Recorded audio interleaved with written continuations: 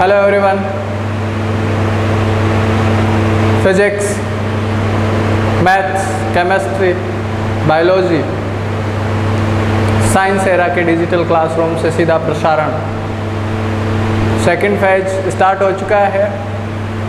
बहुत सी बातें अब तक हमने की है और बहुत सी बातें करनी अभी बाकी भी है। फिजिक्स में हम एक नया चैप्टर ले रहे थे, फिजिक्स चैप्टर था कैपेसिटर वाला। दो नए शब्दों से आप पहली बार रूबरू हो रहे हैं। वो कौन दो शब्द हैं? हिंदी में एक तो है धारिता और दूसरा वो शब्द है संधारिता।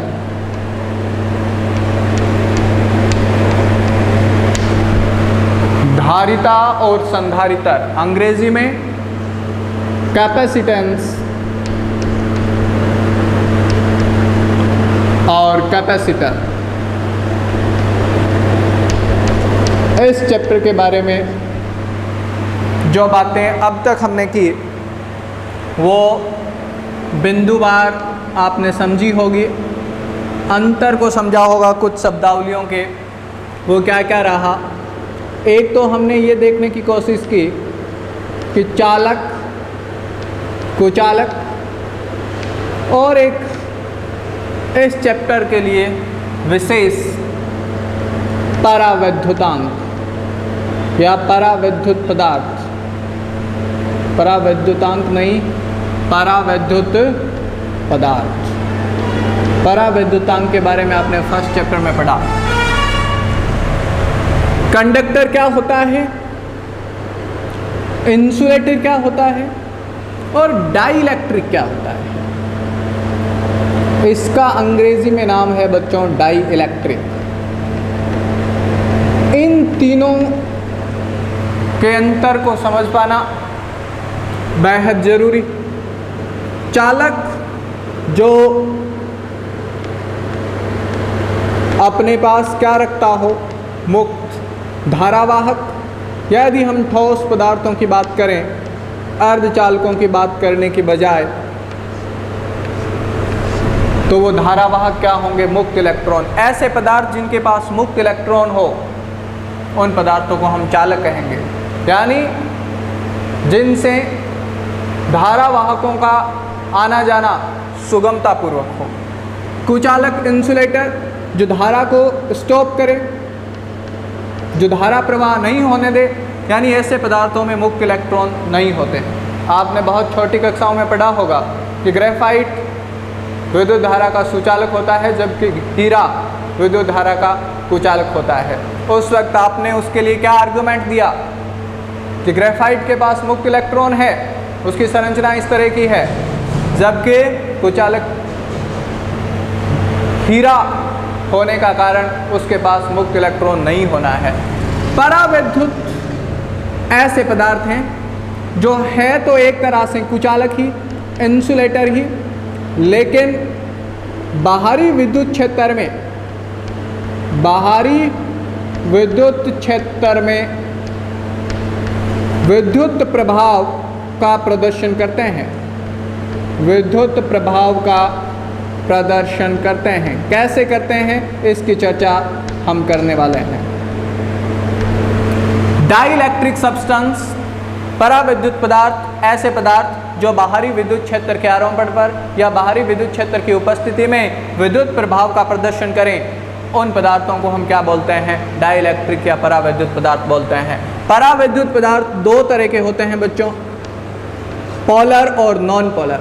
There are total two types of dielectric substance. Which are those? एक तो पोलर यानी ध्रुवीय परावैद्युतांक, और एक नॉन पोलर यानी अध्रुवीय परावैद्युतांक। इनके बीच का जो सबटल डिफरेंस है, जो अंतर है, उस अंतर को हमें समझना है। ध्रुवीय परावैद्युतांक क्या होते हैं और अध्रुवीय परावैद्युतांक क्या होते हैं? इस प्रश्न का उत्तर, पहले तो ये प्रश्न होना चाहिए, उसके बाद ये उत्तरित होना चाहिए। क्या है ध्रुवीय पदार्थ? देखिए हमारे पास एक अणु है, मान लो H2, ऐसे ही हमारे पास मान लो एक अणु है HCl। यदि हम दोनों की संरचना की बात करें तो केमिस्ट्री में आपने इनके रासायनिक बंधन प्रदर्शन को देखा होगा कि कुछ इस तरह की संरचना लिए होता है ये। यदि आप इन पे चार्ज की बात करें तो प्लस प्लस और O-2 के साथ, क्योंकि ओवरऑल क्या है, उदासीन है। O के पास 2 नेगेटिव हैं और इस H के पास एक पॉजिटिव और इसके पास एक पॉजिटिव। मैं इसको बच्चों ऐसे देख सकता हूँ कि यदि H2O का मॉलिक्यूल है तो एक नेगेटिव और एक पॉजिटिव, ऐसे ही एक नेगेटिव और एक पॉजिटिव इधर, यानी नेगेटिव और पॉजिटिव के 2 जोड़े हैं, 2 युग्म उपस्थित हैं। और आपको पता है जब नेगेटिव और पॉजिटिव किसी दूरी पे उपस्थित हो तो उस व्यवस्था का नाम हम क्या बोलते हैं? उस व्यवस्था का नाम होता है द्विध्रुव। और द्विध्रुव के लिए हम एक राशि परिभाषित करते हैं, द्विध्रुवीय आघूर्ण। तो इसका द्विध्रुवीय आघूर्ण मैं P बोल सकता हूँ। ऐसे ही इसका भी द्विध्रुवीय आघूर्ण क्या है? P है। यानी H2O मॉलिक्यूल में 2 द्विध्रुव हैं जिनका समान द्विध्रुवीय आघूर्ण है, P है। नेट द्विध्रुवीय आघूर्ण कितना हो गया? ये तो कुछ ऐसी बात हो गई कि हमारे पास 2 वेक्टर हैं, एक वेक्टर A इस तरफ और दूसरा वेक्टर B इस तरफ किसी एंगल पे। तो इन दोनों वेक्टर को यदि हम रिप्लेस करना चाहें किसी परिणामी वेक्टर से, परिणामी सदिश से, तो वो परिणामी सदिश इनके बीच में आएगा कहीं ना कहीं। कितना आएगा? उसका फॉर्मूला आप सदिश गणित से जानते हो, P नेट। इतना तो कंफर्म है वो P नेट 0 तो नहीं होगा। ये दोनों द्विध्रुवीय आघूर्ण जब जुड़ेंगे तो उसका मान 0 तो नहीं आएगा, कुछ ना कुछ आएगा। और उसको हम कैलकुलेट भी कर सकते हैं। कितना कैलकुलेट कर सकते हैं भाई? कौन से फॉर्मूलेशन? जब 2 सदिश एंगल थीटा पे हो जिसको हम A और B कहें तो परिणामी क्या आता है यार? A² + B² + 2AB cos theta, resultant vector R।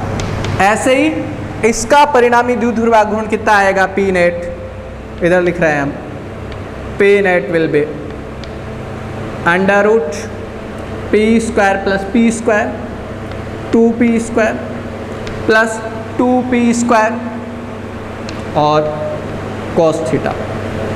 यानी आपके पास क्या रिजल्ट आएगा? 2 P को मैं एक तरह से बाहर ले सकता हूँ, 2 को बाहर नहीं लिया जा सकता, तो अंडर रूट में क्या रह जाएगा? 2 कॉमन ले सकते हैं, 1 + cos थीटा। यानी H2O अणु का यदि आपको द्विध्रुवीय आघूर्ण पूछा जाए और कुछ ज़रूरी बातें आपको बता दी गई हो तो आप उसके द्विध्रुवीय आघूर्ण को बता सकते हैं। यहाँ क्या एंगल क्या चाहिए भाई? एक तो एंगल चाहिए कि ये एंगल कितना है, और केमिस्ट्री में ये एंगल आपका 100 के करीब कुछ आता होगा मेरे ख्याल से, 108, 103 जो भी है आपको पता है वो। और क्या चाहिए? एक तो इनके पास चार्ज तो प्लस का है, यानी 1.6 × 10⁻⁻19 कूलम। और दूसरा क्या चाहिए? ये डिस्टेंस, ये बॉन्ड लेंथ है, बंध की लंबाई है। आपको पता है P का मान क्या होता है? Q × L।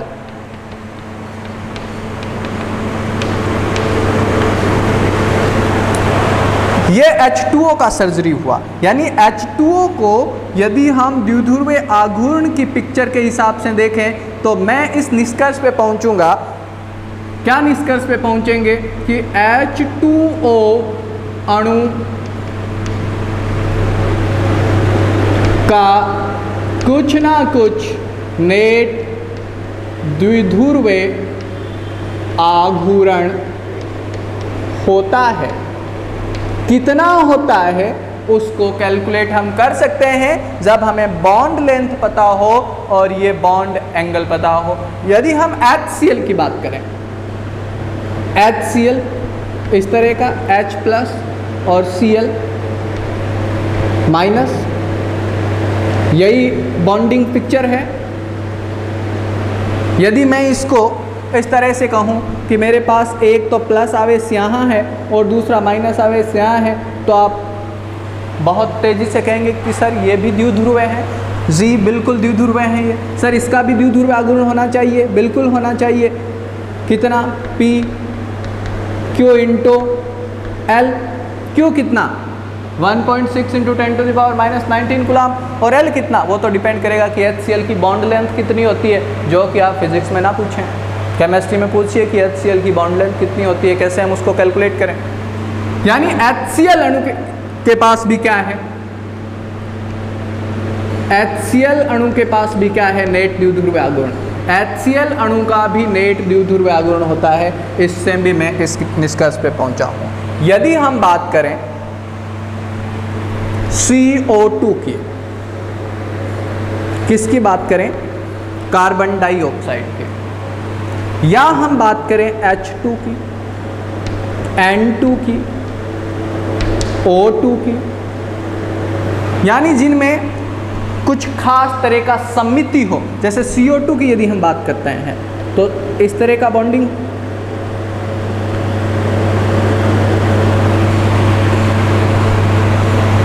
है कि नहीं है। यदि आप इन पे नेगेटिव या पॉजिटिव चार्ज दिखाओगे तो भी इसका द्विध्रुव आघूर्ण इधर आएगा और इसके लिए द्विध्रुव आघूर्ण इधर आएगा। दोनों बराबर होने की वजह से क्या हो जाएंगे? कैंसिल आउट हो जाएंगे। यानी P नेट का मान कितना रहेगा इस केस में?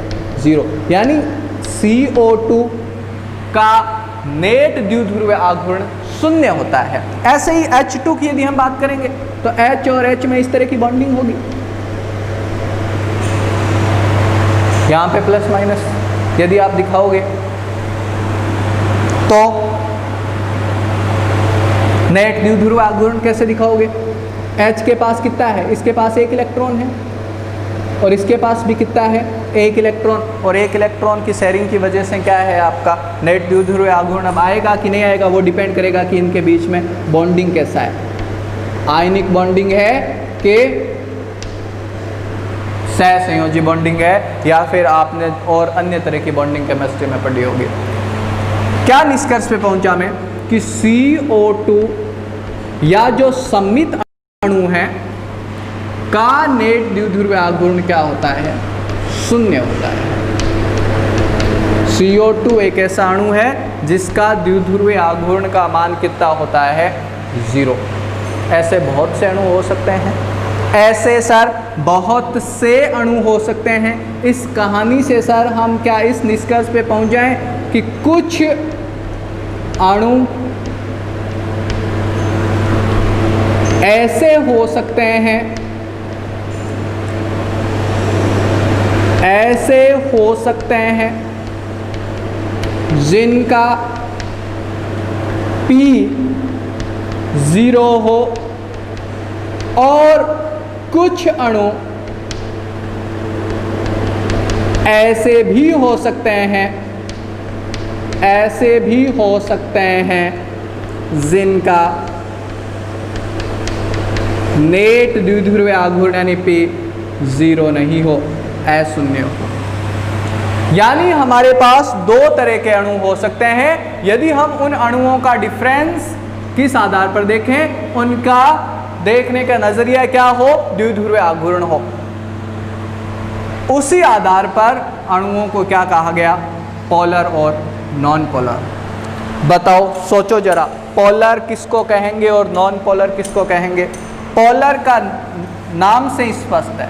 Polar means the molecule which is having polarity, जिसमें पोलैरिटी प्रेजेंट हो। नाम यदि समझ लोगे तो चीजों को याद रखना आसान हो जाएगा। ध्रुवीय या पोलर अणु ऐसे होंगे जिनमें प्रेजेंस ऑफ पोल हो, प्रेजेंस ऑफ क्या हो? पोल हो, या हिंदी से जिसमें ध्रुवता मौजूद हो, ध्रुवता उपस्थित हो, ध्रुवता मौजूद। और नॉन पोलर का हो गया उल्टा, यानी जिसमें प्रेजेंस ऑफ पोल नहीं हो, यानी जिसमें अब्सेंस ऑफ क्या हो? पोलैरिटी। यानी ध्रुवता अनुपस्थित हो। डेफिनेशन क्या हुआ भाई? सर, इस कहानी से ये समझ में आ सकता है कि ध्रुवीय अणु ऐसे अणु होते हैं या ध्रुवीय परावैद्युत ऐसे परावैद्युत पदार्थ होते हैं जिनका नेट द्विध्रुवीय आघूर्ण अशून्य होता है, नॉन जीरो होता है। अध्रुवीय परावैद्युत ऐसे पदार्थ होते हैं जिनका नेट द्विध्रुवीय आघूर्ण जीरो नहीं होता। सॉरी, अध्रुवीय जिसमें नेट द्विध्रुवीय आघूर्ण जीरो होता है। दो तरह के परावैद्युत, ध्रुवीय और अध्रुवीय। ध्रुवीय किसको कहेंगे? जिनका नेट द्विध्रुवीय आघूर्ण हो, और अध्रुवीय किसको कहेंगे? जिनका नेट द्विध्रुवीय आघूर्ण नहीं हो। थोड़ा सा और डिटेल स्टडी करते हैं इसका। कुछ एग्जाम्पल हमने लिए, H2O का एग्जाम्पल लिया और देखा कि H2O ध्रुवीय है। ऐसे ही CO2 का एग्जाम्पल हमने लिया और देखा कि ये क्या है? अध्रुवीय है। यदि हम दो केस की बात करें, केस स्टडी करें, एक तो सिचुएशन मेरे पास तब है जब बाहरी विद्युत क्षेत्र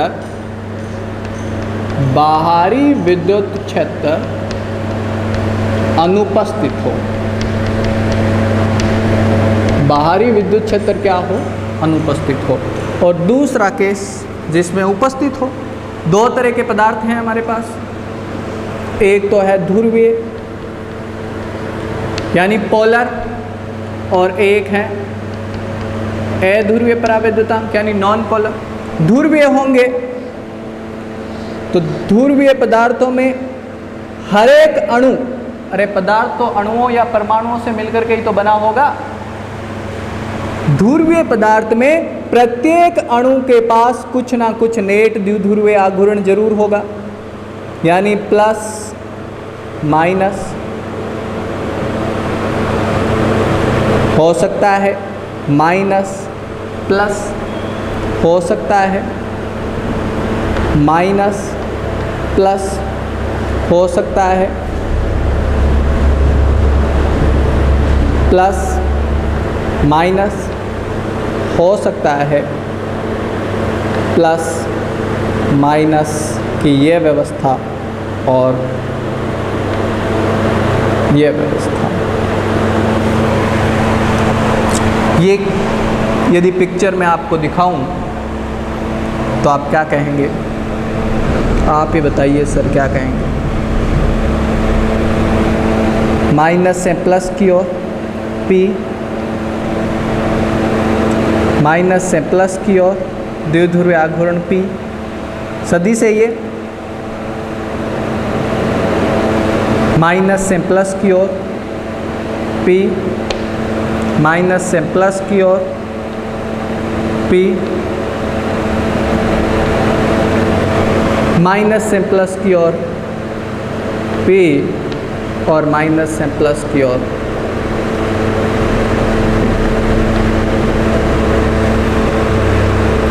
देखो, पहली बात तो यह है कि ये जो पिक्चर है, ये जो तस्वीर है, ये तस्वीर ध्रुवीय परावैद्युत पदार्थ की है। ध्रुवीय परावैद्युत पदार्थ ऐसे पदार्थ होते हैं जिनका निर्माण ध्रुवीय अणुओं से होता हो। ध्रुवीय परावैद्युत पदार्थ ऐसे पदार्थ होते हैं जिनका निर्माण किससे हुआ हो? ध्रुवीय अणुओं से हुआ हो। ध्रुवीय अणु ऐसे अणु होते हैं जिनका नेट द्विध्रुवीय आघूर्ण जीरो नहीं होता, अशून्य होता है। ये एक अणु, ये एक अणु, ये एक अणु, टोटल मैंने एक सैंपल लिया है, एक प्रतिदर्श लिया है ध्रुवीय परावैद्युत पदार्थ का, जिसमें कितने अणु लिए हैं मैंने? 1 2 3 4 5 और 6 अणुओं का मैंने क्या लिया? सैंपल लिया। 6 मॉलिक्यूल प्रतिदर्श। और प्रत्येक अणु का कुछ ना कुछ द्विध्रुवीय आघूर्ण जरूर है, क्योंकि सभी अणु एक ही जैसे हैं तो सबका विद्युत द्विध्रुवीय आघूर्ण भी सेम ही होगा। प्रत्येक अणु का द्विध्रुवीय आघूर्ण कुछ ना कुछ जरूर है, यानी अशून्य है, हम ऐसे बोल देते हैं। इतना कन्फर्म है कि वो शून्य नहीं है। लेकिन सैंपल यानी प्रतिदर्श का नेट द्विध्रुवीय आघूर्ण शून्य होता है या शून्य है। इस वक्त मैंने आपको दिखा दिया, ये P इससे कैंसिल हो गया, ये P इससे कैंसिल हो गया और ये सदिश इससे कैंसिल हो गया, यानी नेट P का मान कितना आया सैंपल के लिए 0। किसके लिए? सैंपल के लिए, प्रतिदर्श के लिए। ये किसके लिए? एक अणु के लिए। ध्रुवीय अणुओं की या ध्रुवीय पराविद्युत पदार्थों की बाहरी विद्युत क्षेत्र की अनुपस्थिति में यही हाल होता है। बाहरी विद्युत क्षेत्र की अनुपस्थिति में ध्रुवीय पराविद्युत पदार्थों का नेट द्विध्रुवीय आघूर्ण क्या होता है? शून्य होता है। इसका कारण क्या है? इसका कारण ये है कि प्रतिदर्श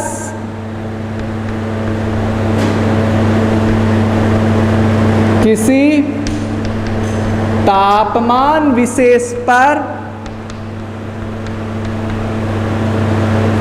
अनियमित व्यवस्था वाला होता है।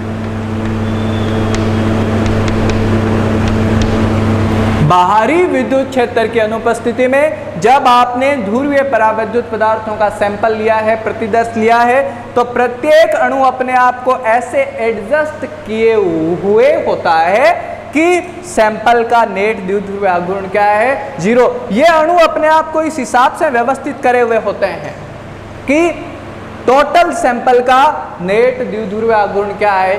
0 आए। और इसका कारण कौन है? तापीय ऊर्जा। इसका कारण कौन है? तापीय ऊर्जा, थर्मल एनर्जी, थर्मल एक्साइटेशन। आपने एक बात सीखी होगी, जब मैक्सवेल ऊर्जा वितरण हम पढ़ते हैं केटीजी में 11th क्लास में, आपने मुक्त पथ की गणना की होगी, मीन फ्री पाथ, माध्य मुक्त पथ। और उस वक्त एक विशेष गति के बारे में हमने पढ़ा था, यादृच्छिक गति, कि किसी भी गैस, ये सैंपल के जो अणु होते हैं वो दिए गए ताप पर अनियमित गति करते हैं, रैंडम मोशन करते हैं। और रैंडम मोशन जब होती है, यादृच्छिक गति जब होती है, अपनी इच्छा के अनुरूप वाली गति होती है, तो उस गति के कारण गैस के किसी भी दिशा में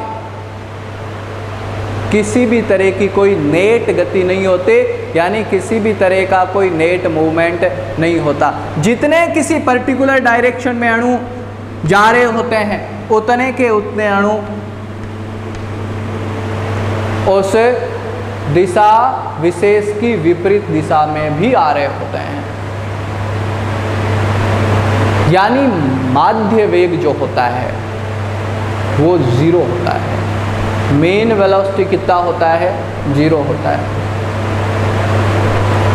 ये जो बात है, ये बात रैंडम मोशन, यादृच्छिक गति से संबंधित है। जब आप 11th क्लास की बुक उठा करके देखोगे तो आपको एक बड़ा सुंदर सा 2-3 शब्दों का वाक्य लिखा हुआ मिलेगा, ऊष्मीय यादृच्छिक गति, ऊष्मीय यादृच्छिक गति। यही ऊष्मीय की बजाय यहाँ क्या है? तापीय। एक ही बात है। फिर से सुनिए, बहुत महत्वपूर्ण बात है ये। क्या बात बता रहे हैं सर? सर ये बता रहे हैं कि जब बाहरी विद्युत क्षेत्र अनुपस्थित हो और हमारे पास ध्रुवीय परावैद्युत पदार्थ हो, तो ध्रुवीय परावैद्युत पदार्थ हम जानते हैं कि ऐसे पदार्थ होते हैं जिनका निर्माण जिन अणुओं से होता है वो अणु स्वयं ध्रुवीय होते हैं, यानी उन अणुओं का कुछ ना कुछ नेट द्विध्रुवीय आघूर्ण जरूर होता है। लेकिन एक अणु की बजाय यदि हम रैंडमली 5-6 अणु उठा लें, 5-6 क्या बहुत से अणु होते हैं, असंख्य अणु आप कह सकते हो, क्योंकि एक अणु का साइज कितना होता है। तो यदि हम सैंपल उठा लें किसका, उन अणुओं का, और उस सैंपल के यदि नेट द्विध्रुवीय आघूर्ण की बात करें तो उसका नेट द्विध्रुवीय आघूर्ण क्या मिलेगा, हमें 0 मिलेगा। और आप तुरंत कहोगे सर ऐसा कैसे हुआ? अकेले का यदि आप चेक करोगे तो उसका तो नेट द्विध्रुवीय आघूर्ण कुछ ना कुछ है। उन्हीं अकेलों को जब आपने 50 ले लिया, 100 ले लिया, 1000 ले लिया और इनका नेट द्विध्रुवीय आघूर्ण जोड़ो तो वो कितना आ रहा है? 0 आ रहा है। तो फिर इसके पीछे तर्क क्या देगा भैया आपका टीचर? क्या तर्क देगा कि आपके पास 50 जन हैं, 50 लोग हैं और 50 का कुछ ना कुछ वैल्यू जरूर है। मान लो 1 है सबका, और इनको जोड़ो तो आपके हिसाब से उत्तर कितना आना चाहिए? 50 आना चाहिए। लेकिन जो 1 है वो वास्तव में यहाँ सदिश राशि है, और सदिश 1 को यदि हम जोड़ते हैं तो उत्तर 50 आए ये ज़रूरी नहीं है। आपने देखा है सदिश में 1 और 1 का उत्तर 2 हो यह आवश्यक नहीं है, 1 और 1 का उत्तर 0 भी होता है। 1 और 1 का उत्तर 0 और 2 के मध्य कुछ भी हो सकता है। ऐसे ही 6 और 6 जब जुड़ते हैं, सदिश 6 और 6, तो उनका उत्तर 12 भी हो सकता है, उनका उत्तर 0 भी हो सकता है, और 0 और 12 के बीच में कुछ भी हो सकता है। यानी वो डिपेंड करता है उन जुड़ने वालों के ओरिएंटेशन पे, उनकी व्यवस्था पे। और ध्रुवीय परावैद्युत पदार्थ बाहरी विद्युत क्षेत्र की अनुपस्थिति में केवल किस तरह की बंधन के अधीन होते हैं, किस तरह का एक्साइटेशन होता है, उनके पास कौन सी ऊर्जा होती है। मेरे कहने का मतलब है विद्युत क्षेत्र उपस्थित होगा, इसका मतलब उस सैंपल के पास विद्युत ऊर्जा भी है, और विद्युत क्षेत्र अनुपस्थित है, इसका मतलब उस क्षेत्र के पास अब क्या है? ताप तो होगा ही होगा। 0 केल्विन तो हम नहीं मान रहे, वो तो आदर्श केस हो गया। और जब भी कोई पदार्थ 0 केल्विन से ज़्यादा केल्विन पे होगा तो उनके प्रत्येक अणुओं के पास क्या होगा? यादृच्छिक गति होगा, यानी अनियमित गति होगा। और अनियमित गति होने के कारण किसी भी सैंपल के अंदर उन ध्रुवीय अणुओं की व्यवस्था इस हिसाब से होती है कि नेट द्विध्रुवीय आघूर्ण क्या हो? 0 हो। इस बात पर इससे ज़्यादा आपको बताएं ये शायद ठीक नहीं होगा, क्योंकि फिर आप ज़्यादा कंफ्यूज हो जाओगे। तो निष्कर्ष दिख रहा हूँ मैं सीधे ही, क्या दिख रहा हूँ? निष्कर्ष। क्या निष्कर्ष पे पहुँचे भाई? निष्कर्ष पे क्या पहुँचना था? बाहरी विद्युत क्षेत्र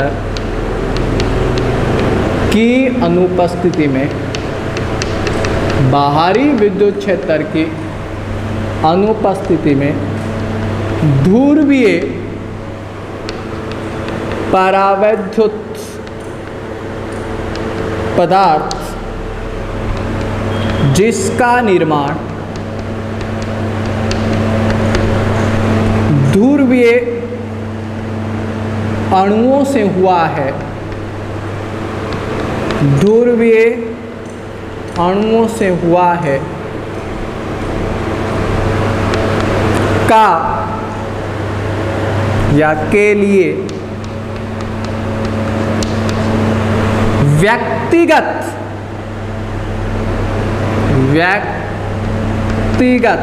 इंडिविजुअल अणु का द्विध्रुवीय आघूर्ण, अणु का द्विध्रुवीय आघूर्ण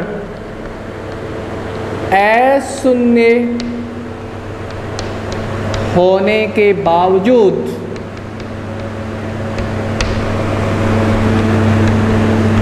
तापीय ऊर्जा के अधीन अणुओं के अनियमित या यादृच्छिक रैंडम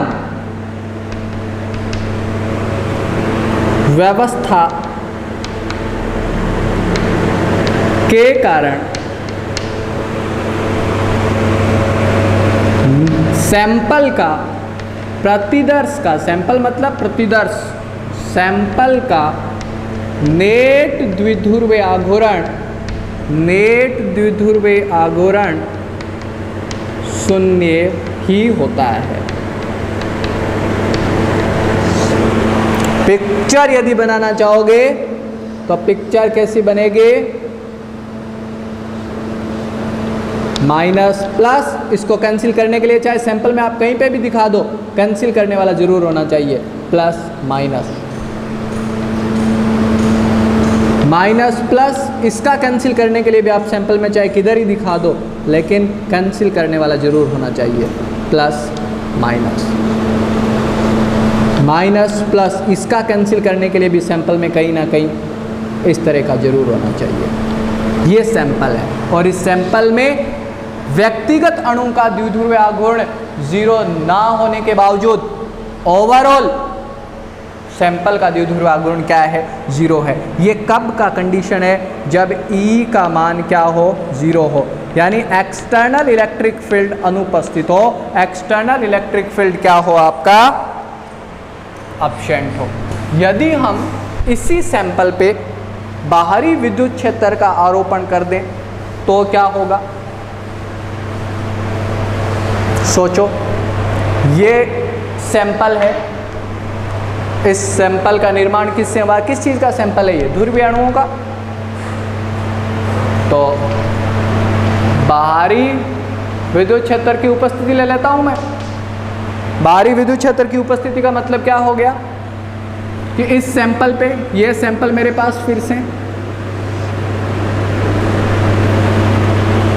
माइनस प्लस,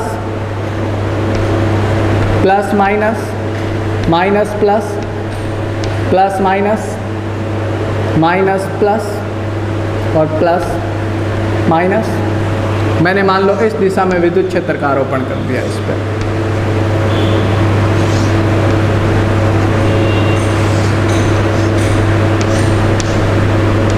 जिसकी तीव्रता कितनी है? E। इस विद्युत क्षेत्र का मतलब क्या हो गया? विद्युत बल रेखाएं आपने देखी है? विद्युत बल रेखाएं किधर से आ रही है? इधर से आ रही है। किधर जा रही है? इधर, यानी इधर कोई ना कोई धनावेश जरूर रखा हुआ होगा। बिना धनावेश के विद्युत रेखाएं आएगी कहाँ से? ऐसे ही इधर जा रही है, इसका मतलब या तो अनंत की ओर जा रही होगी या फिर इधर कोई ना कोई ऋणावेश जरूर रखा होगा। ऐसा मैं क्यों बता रहा हूँ? ऐसा मैं इसलिए बता रहा हूँ कि आप मेरे को ये पूछ सकते हैं कि सर बाहरी विद्युत क्षेत्र का आरोपण कैसे करते हैं? बाहरी विद्युत क्षेत्र का आरोपण करने का बड़ा सरल सा मतलब ये है कि उस सैंपल पे एक तरफ आप पॉजिटिव प्लेट रख दो और दूसरी तरफ आप क्या रख दो? नेगेटिव प्लेट रख दो। ठीक है? अब क्या होगा भाई? इनका क्या रिस्पॉन्स आएगा? माइनस वाला किधर भागेगा? विद्युत क्षेत्र की विपरीत दिशा में। प्लस वाला किधर भागेगा? विद्युत क्षेत्र की दिशा में। माइनस किधर भागेगा? विद्युत क्षेत्र की विपरीत दिशा में। यानी हमारे पास क्या है? बाहरी विद्युत क्षेत्र है और ये केस ऐसा हो गया कि बहुत सारे डाइपोल हैं, बहुत सारे द्विध्रुव हैं जिनको हम किसके अधीन गति का पढ़ाई कर रहे हैं? बाहरी विद्युत क्षेत्र के अधीन। एक तो P ये है माइनस से प्लस की ओर, ये P एक P ये है माइनस से प्लस की ओर, एक P ये है माइनस से प्लस की ओर, एक P ये है माइनस से प्लस की ओर, एक P ये है माइनस से प्लस की ओर। क्या P लगा रखा है? एक ये है माइनस से प्लस की ओर P। ये बात आप पढ़ चुके हो। ये कौन सी बात है? द्विध्रुव का बाहरी विद्युत क्षेत्र में रेस्पॉन्स। बताओ इस P की अवस्था स्थायी है, तो ये तो उसी दिशा में पड़ा रहेगा। ये बिल्कुल अस्थायी है, लेकिन कर क्या सकता है? कुछ नहीं कर सकता बेचारा, क्योंकि जब तक डिस्टरबेंस नहीं मिलेगा तब तक यह विद्युत क्षेत्र अपने आप को अलाइन नहीं कर सकता। इस P का क्या रेस्पॉन्स आएगा? ये अपने आप की पोजीशन इधर करेगा, ये नई पोजीशन। इस P का क्या होगा? ये भी अपने आप को संरेखित करेगा विद्युत क्षेत्र की दिशा में। जब किसी बाहरी विद्युत क्षेत्र में किसी द्विध्रुव को रखा जाता है तो द्विध्रुव अपने स्थायित्व को प्राप्त करने का प्रयास करता है, और द्विध्रुव का अधिकतम स्थायित्व तब होता है जब उसके पास स्थितिज ऊर्जा का मान मिनिमम हो, 0 हो, और वो तब होता है जब P और E के बीच में बनने वाला कोण 0 हो। तो ये जो P है ये स्थायी है, ये द्विध्रुव भयंकर है, स्थायी है, लेकिन ये कर कुछ नहीं सकता। ये स्थायी होगा, संरेखित होगा, ये भी संरेखित होगा, ये भी संरेखित होगा, और ये भी संरेखित होगा। अब बताओ नेट द्विध्रुव आघूर्ण कितना आया भाई? इसने और इसने तो एक दूसरे को क्या कर दिया? कैंसिल कर दिया। लेकिन बाकी सारों का P अब इन चारों का जुड़ रहा है कि नहीं जुड़ रहा है? यानी अब P नेट का मान कब? जब इलेक्ट्रिक फील्ड प्रेजेंट हो, तब सैंपल के P नेट का मान 0 नहीं होगा, वो कुछ ना कुछ जरूर आएगा। रुको। कंक्लूजन, क्या कंक्लूजन है भाई? जब ध्रुवीय पराविद्युत पदार्थ बाहरी विद्युत क्षेत्र की अनुपस्थिति में होता है तो उसका नेट द्विध्रुवीय आघूर्ण 0 होता है। वही पराविद्युत पदार्थ, कौन सा? ध्रुवीय। वही ध्रुवीय पराविद्युत पदार्थ जब बाहरी विद्युत क्षेत्र की उपस्थिति में हो तो उसका नेट द्विध्रुवीय आघूर्ण 0 नहीं होता। क्यों? क्योंकि ध्रुवीय पराविद्युत पदार्थ को बाहरी विद्युत क्षेत्र में रखने पर ध्रुवीय पराविद्युत पदार्थ जिन ध्रुवीय अणुओं से मिलकर के बना हुआ है वो व्यक्तिगत ध्रुवीय अणु अपने आप को विद्युत क्षेत्र की दिशा में संरेखित करने का प्रयास करते हैं। इस वजह से विद्युत क्षेत्र की दिशा में अणुओं की संख्या का मान बढ़ जाता है और नेट द्विध्रुवीय आघूर्ण का मान 0 की बजाय क्या हो जाता है? नॉन 0 हो जाता है। इस हेडिंग में हमने क्या क्या पढ़ा? ध्रुवीय पराविद्युत पदार्थ का बाहरी विद्युत क्षेत्र की उपस्थिति और अनुपस्थिति में रेस्पॉन्स। नेक्स्ट लेक्चर में अध्रुवीय पदार्थों को हम ले रहे हैं। करो पॉज करो।